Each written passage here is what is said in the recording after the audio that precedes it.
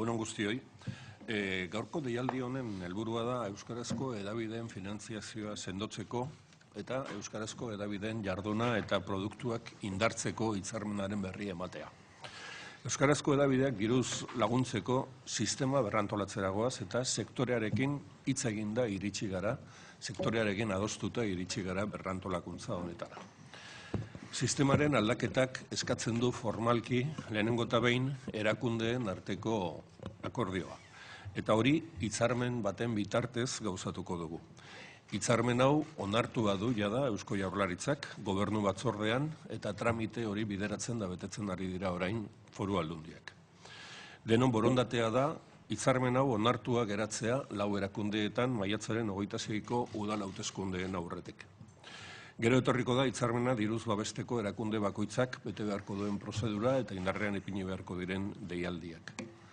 Berrantolaketa eredu honen atzean gaude Eusko Jaurlaritza, Araba, Bizkaia eta Gipuzkoako foru aldundiak eta euskarazko hedabiderik gehienak biltzen dituen ekimen elkartea. Eta horregatik, erakunde guztion ordezkariak bildu gara gaur hemen. Garbiñe Mendizabal, Gipuzkoako foru aldundiko hizkuntza berdintasuneko zuzendari nagusia, Ana de Castro, Bizkaiko foru aldundiko euskara zuzendari nagusia, Joseba Pérez de Heredia, Arabako euskara, kultura eta kirol zuzendaria, Igor Estibia, ekimeneko koordinatzailea, Iban Arantzabal, ekimeneko ordezkari eta berria taldeko kontseilari ordezkaria, Iban Arantzabal, ekimeneko ordezkari eta tokikomeko zuzendari nagusia, Iban Arregi, ekimeneko ordezkari eta berria taldeko kontseilari ordezkaria eta Lorea Agirre, ekimeneko ordezkari eta Jakin aldizkariko zuzendaria.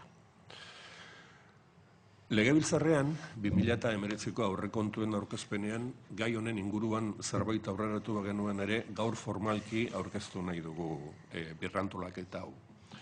Beronen bitartez, Euskal erakundeek euskarazko hedabideen garrantzi estrategikoa aitortzen dute eta sektorea egonkortzeko apustu sendoa egiten dute.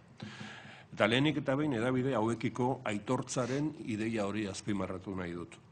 Eusko Jaurlaritzari dagokionez, 2016-2020 gobernu programan komunikabideetan eta ekintza kulturaletan euskararen erabilera sustatzea da konpromisoetako bat. Era berean, euskararen agenda estrategikoan nabarmentzen da euskarazko hedabideek duten garrantzia euskararen erabilera sustatzeko. Euskararen normalizazioa eta erabilera sustatzeko aleginean, Jaurlaritzak behar-beharrezkoa ikusten du hedabideen eginkizuna. Eta alegin horretan, euskarazko hedabide publikoen ekarpen garrantzitsuaz gainera, eta haiekin batera Eusko Jaurlaritzak estrategikoa ikusten du euskaraz jarduten duten hedabide pribatuen lana. Euskaraz informatzeko eta eduki interesgarri eta erakargarriak sortzeko. Euskararen kalitatezko erabileraren ikuspegitik ere, ekarpen azpimarragarria egiten dute. Gure hizkuntzak euskarazko hedabideak behar ditu, publiko zein pribatuak, era askotakoak, orokorrak zein espezializatuak, nazio mailakoak zein tokikoak, digitalak, irratibidezkoak, ikus-entzunezkoak, eta euskal ikusle, entzule eta irakurleok eduki interesgarri eta erakargarriak behar dituzte. Eta helburu hori betetzeko euskarazko hedabideek ekarpen garrantzitsua egiten duten ezkero, oinarriak finkatu nahi dira aurrerantzean ere horrela egin dezaten. Beraz, akordioa aitortza horretatik abiatzen da. Gaur aurkezten dugun hitzarmena 2 urteko prozesu baten emaitza da.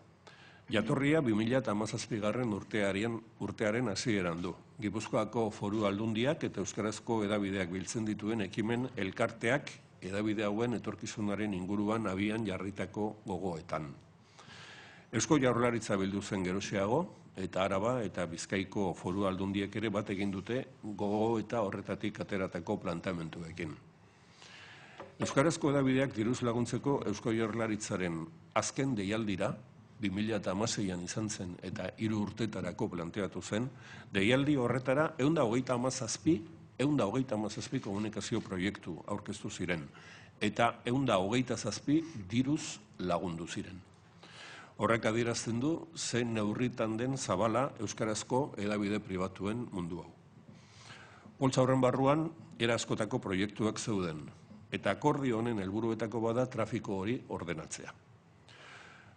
Orain arte bezala, Eusko Jaurlaritzak eta 3 aldundiek jarraituko dute euskarazko hedabideen jarduera diruz laguntzen. Baina, 2019 urtetik aurrera, erakunde bakoitzak hedabide mota jakin batzuk laguntzeko ardura hartuko du. Batetik, Araba, Bizkaia eta Gipuzkoako foru aldundiek bakoitzak bere lurraldeko idatzizko hedabideak sustatzeko eta diruz laguntzeko ardura hartuko du. Eusko Jaurlaritzak bere aldetik, euskararen lurralde osoa hartzen duten izaera nazionaleko hedabide orokorrak eta espezializatuak babestuko ditu. Baita lurraldeetako telebista eta irratiak, eta jakina, internet bidezkoak ere bai. Eredu berri honek aldaketak ekarriko ditu erakundeek hedabidei laguntzeko egingo dituzten ekarmen eta deialdien bidetik. Erakunde publikoen arteko hitzarmenak diru kopururik zehazten ez badu ere, erakundeek urtero 10,5 milioi euro jartzeko konpromisoa hartu dute 2019-2021 epealdirako. Eta horietatik Eusko Jaurlaritzak 7,8 milioi ipiniko ditu. Horrez gain, erakundeek bideratuko dituzten diru laguntza deialdi ez gain, eredu berri honen arabera, Eusko Jaurlaritzak lankidetza hitzarmen bat sinatuko du berria euskarazko egunkariarekin. Beraz, Eusko Jaurlaritzaren kasuan 2 bide ezberdin ezarriko dira. Batetik, deialdi irekia, orain arte bezala, eta bestetik, hitzarmen zehatza eta jakina berria egunkariarekin.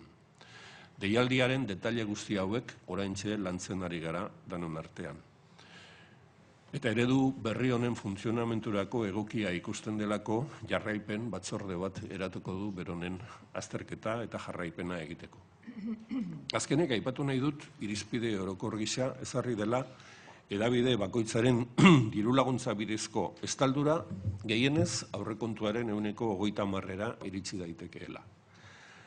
Herri administrazioek alegin importante bat egingo dute euskarazko hedabide pribatuen lana laguntzeko, baina hedabideek ere konpromiso sendoa hartu beharko dute beraien hedabideen bideragarritasunarekin.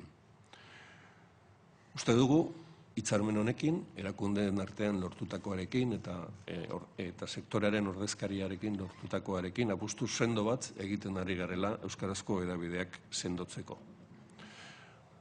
Danon erantzukizuna izango da, orain ematen dugun pauso honi behar bezala erantzutea, eta danok daukago buruan zer zor diogun euskal ikusle, erakurle eta entzuleari. Bereziki, kalitatezko edukiak sortzea eta euskarazko eduki interesgarriak sortzea ikusle, entzule eta jarraitzaile horien hauetestasuna lortzeko. Hori nire aldetik Jaurlaritza bezala esateko daukadana, eta urren ez urren, erakundeok eta ekimeneko ordezkariok hitz egingo dugu.